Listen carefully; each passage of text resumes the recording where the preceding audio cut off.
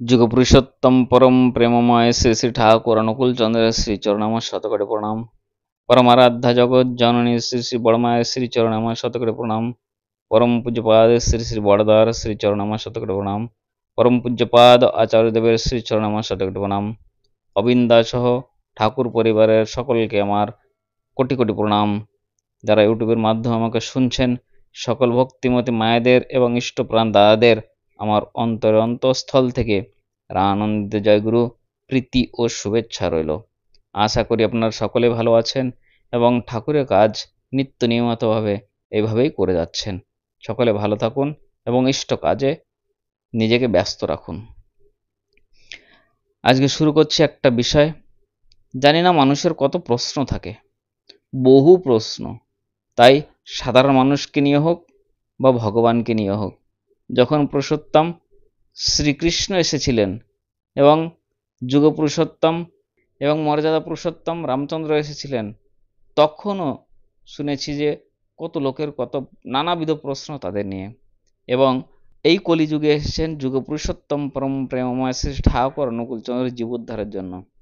তাকে নিয়ে কি নানাবিধ প্রশ্ন করতে পারেন না? বিলকুল করতে পারে। বহু প্রশ্ন ঠাকুরকে নিয়ে। এর মধ্যে একটা প্রশ্ন বারবার অনেক লোকেই বলতে থাকে। সমাজে বিভিন্ন ধরনের লোক আছে, ভালো মন্দ সবাইকে নিয়ে চলতে হয়। তার মধ্যে একজন একটা প্রশ্ন করেছিলেন। সেই প্রশ্ন এবং তার সমাধান কি করে করতে পারি তার ব্যবস্থাও তার মাধ্যমে করা হয়েছে। আসুন আজকে আলোচ্য বিষয় ইষ্ট প্রসঙ্গ আপনাদের সামনে তুলে ধরছি। মুখে বিশেষ অর্থবহ হাসি, চোখে ইঙ্গিতপূর্ণ চাহনি এবং সমগ্র চেহারায় সদ্য রহস্যভেদ করা দুধে গোয়েন্দা ফেলুদার মতো ভাব ফুটিয়ে ভদ্রলোক আমায় ধীরে ধীরে বললেন, অনুকূল ঠাকুর নাকি একাধিক বিয়ে করেছেন, ঠিক নাকি? অনেক মানুষের মাঝখানে এই প্রসঙ্গ তুলে আমার ঠাকুরকে নিয়ে আমায় বিব্রত করাই ওনার উদ্দেশ্য। তা বুঝতে আমার একটু অসুবিধা হয়নি।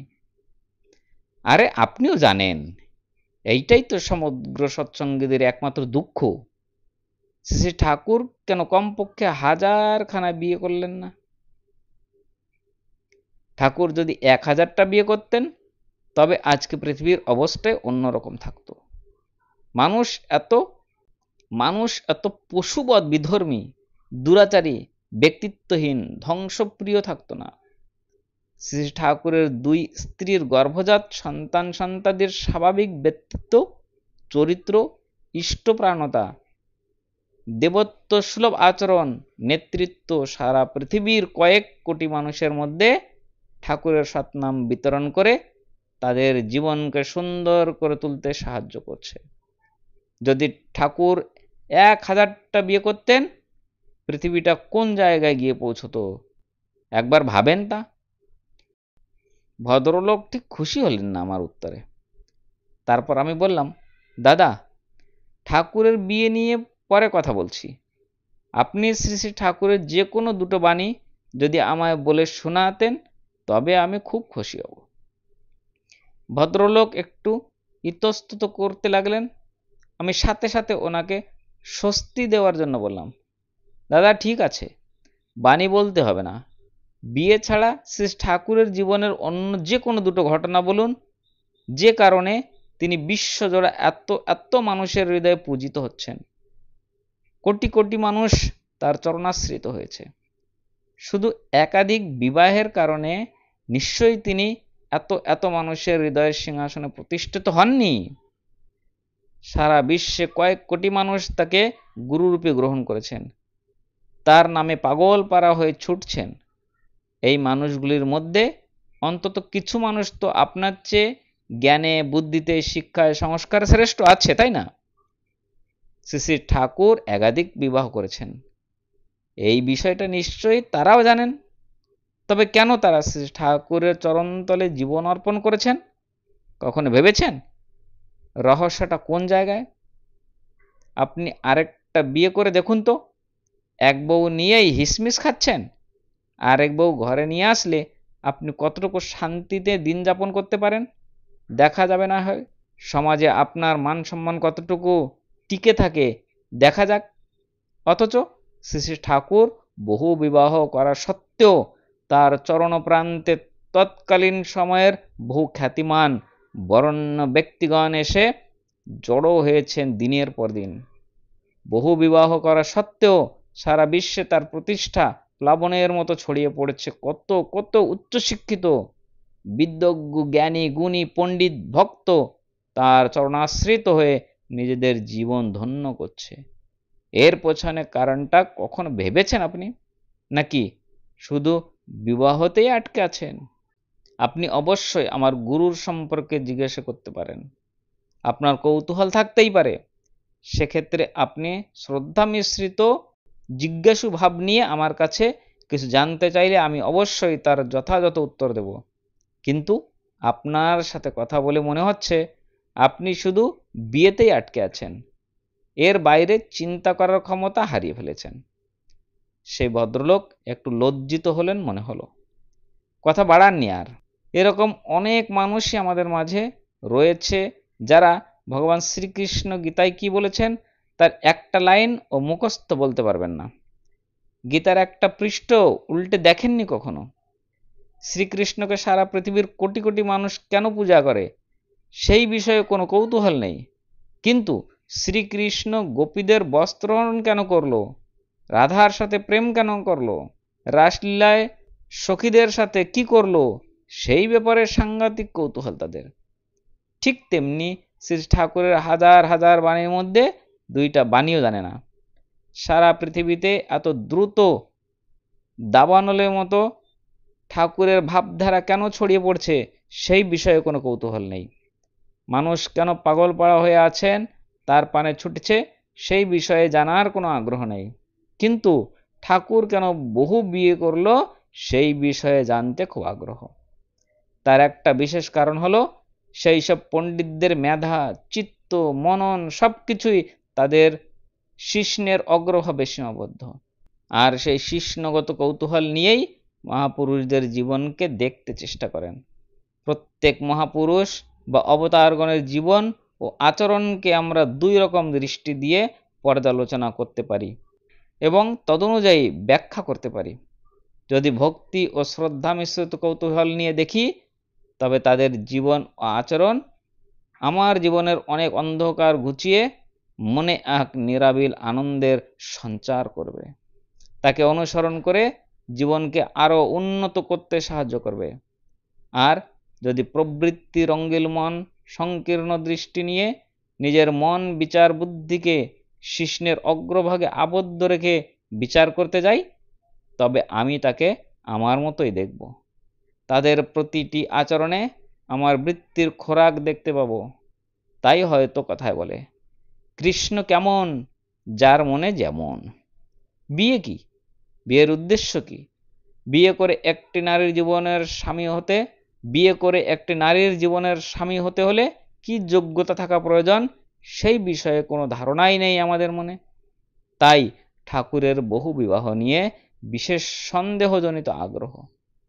বিবাহ করা মানে প্রকৃষ্ট রূপে বহন করা, এবং তা যত প্রকারে হতে পারে। বিয়ের উদ্দেশ্যই হলো উন্নয়ন আর সুপ্রজনন। বিছানায় নিজের কাম প্রবৃত্তি চরিতার্থ করাই বিয়ের একমাত্র উদ্দেশ্য নয়, যেমনটা তথাকথিত কৌতূহলী ব্যক্তিগত চিন্তা করে থাকেন। পুরুষ মানুষ বিয়ে করে না, তাদের বিয়ে হয়। মেয়ে বরে বরণ করে সেই বিয়েতে সমাজ বাড়ে। কোন মহাপুরুষের আদর্শ পরায়ণতা ব্যক্তিত্ব সৎ চরিত্র ইষ্টপ্রাণতায় কোন নারী মুগ্ধ হয়ে শ্রদ্ধার সহিত বরণ করতে চায়, এবং তাদের বর্ণ বংশ বয়স শিক্ষা পারিবারিক স্থিতি সব কিছু যদি সেই বিয়ের অনুকূল হয় তবেই সেই নারী সেই পুরুষকে স্বামী রূপে বরণ করতে পারে। সেই হিসাবে আমাদের মতো মেরুদণ্ডহীন দুর্বল ব্যক্তিত্ব ও চরিত্র সম্পন্ন এবং প্রবৃত্তিমত্ত পুরুষদের কারো অধিকার নেই একটাও বিয়ে করার। কিন্তু তবু করছি, আর করছি বলেই দেশটা মানুষরূপী কুকুর ছাগলে ভরে গেছে। উন্নয়ন আর সুপ্রজনন এই ছিটে ফোটাও নেই।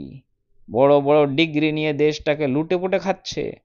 প্রবৃত্তির মোহে আচ্ছন্ন হয়ে আমরা সব দিশেহারা হয়ে ঘোরপাক খাচ্ছি।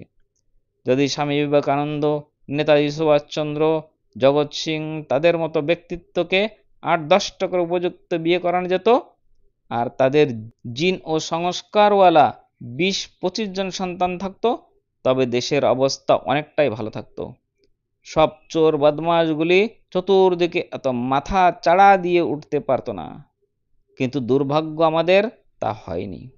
পরমারাধ্যা শ্রী শ্রী বড়মার আদরের ছোট ভগ্নী, শ্রী শ্রী ঠাকুরের বিশাল আদর্শ, তার বিশ্ব জয় করা ব্যক্তিত্ব, তার দেবত্ব অনুভব করে তাকেই ওনার জীবনের স্বামী হিসাবে মনে মনে বরণ করেছিলেন। যেমনটা লক্ষ লক্ষ কোটি কোটি নারী পুরুষ এখনো করেছেন। ঠাকুর অনেক আগে থেকেই ছোট মাকে চিনতেন ও জানতেন, কিন্তু বিয়ে করা তার ইচ্ছা ছিল না। ছোট মা যখন অন্য কোনো পুরুষকে তার জীবনে গ্রহণ করতে একান্তই অপরাগ ছিলেন, তখন শ্রী ঠাকুরের মাতা ও পরমারাধ্য বড় মা শ্রী ঠাকুরকে পীড়াপিড়ি করতে লাগলেন ছোট মাকে বিয়ে করার জন্য। ঠাকুর তাই মাতা ও স্ত্রীর একান্ত অনুরোধে জীবনের অনেকটা সময় পেরিয়ে শেষে ছোট মাকে স্ত্রী হিসাবে গ্রহণ করেন। সেই যুগে পুরুষের বহুবিবাহ আইন বিরুদ্ধ ছিল না, সমাজে বহুবিবাহ তখন প্রচলিত ছিল। আরেক বিজ্ঞ প্রশ্ন ছিল, তবে সবাই যদি তোমার ঠাকুরের অনুসরণ করে একাধিক বিয়ের প্রতি আগ্রহী হয় তাহলে? আরে ভাই, তোমার ব্যক্তিত্বে ও আদর্শ প্রণতায় কোনো নারী যদি মুগ্ধ হয়ে, তুমি বিবাহিত জেনেও যদি তোমায় বিয়ে করতে চায়, আর তোমার মা, তোমার স্ত্রী, সমাজ ও দেশের আইন যদি খুশি মানে তাতে সম্মতি জানায়, তুমি যদি আনন্দে শান্তিতে 2 স্ত্রী নিয়ে থাকতে পারবে বলে মনে করো, তবে খুব করো না 2 বিয়ে। কে আটকাচ্ছে তোমাকে? একটা বউ সামাল দিতে নাকানিচু বনি খাচ্ছ, সেই সংসার আগে সামলাও। যে 1-2টা সন্তান জন্ম দিয়েছে তারা যেন মানুষ হয়, তোমার যেন শ্রদ্ধা ভক্তি করে, সেই চিন্তা করো আগে। পুরুষোত্তম কয়টা বিয়ে করেছে তা নিয়ে বেশি আগ্রহী হয়ে লাভ কি? তিনি তার বাল্যাবস্থায় খেলার ছলে উঠানে শুকাতে দেওয়া কবিরাজের বিষের বড়ি কয়েকটি খেয়ে ফেলেছিলেন। কবিরাজ নিশ্চিন্ত ছিল এই বিষের বড়ি খেয়ে তিনি বাঁচবেন না, কিন্তু শ্রী শ্রী ঠাকুর দিব্যি সেই বিষের বড়ি হজম করে ফেলেছিলেন। এই কাহিনী শুনে তুমি যদি বিষের বড়ি খেয়ে টেস্ট করতে চাও, খুব করে করো। শ্রী শ্রী ঠাকুরের বহু বিবাহ নিয়ে এই বিশেষ কৌতূহল ও চর্চার আরেকটি বিশেষ কারণ আছে, সেটা হলো হীনমন্যতা ও অপ্রাপ্তির হতাশা। যে সমস্ত পুরুষ নিজের বিবাহিত জীবনে সুখী নয়, মনে একান্ত গোপন ইচ্ছা রয়েছে আরেকটা বিয়ে করার, কিন্তু সমাজ ও আইনি অসুবিধার কারণে তা করতে পারছে না, তারা শ্রী শ্রী ঠাকুরের বহু বিবাহের করার জেনে এক হীনমন্যতার ভুগতে থাকে। ইস, আমি পারলাম না, অথচ তিনি কি করলেন? এই হীনমন্যতা ও হিংসা থেকেই তাদের এই বিশেষ কৌতূহল ও বিদ্রূপ। যদি কেউ কালের মতো এখনো সমাজ ও আইন বহু বিবাহকে স্বীকৃতি দিত, তবে এই মানুষগুলোই সবার আগে বহু বিবাহ করত। বহু বিবাহকে করতে পারছে না, বরং লুকিয়ে চুরিয়ে পরকীয়া করতে গিয়ে প্রতিনিয়ত ভয় হচ্ছে, আর এই কারণেই তাদের মনে এত ক্ষোভ।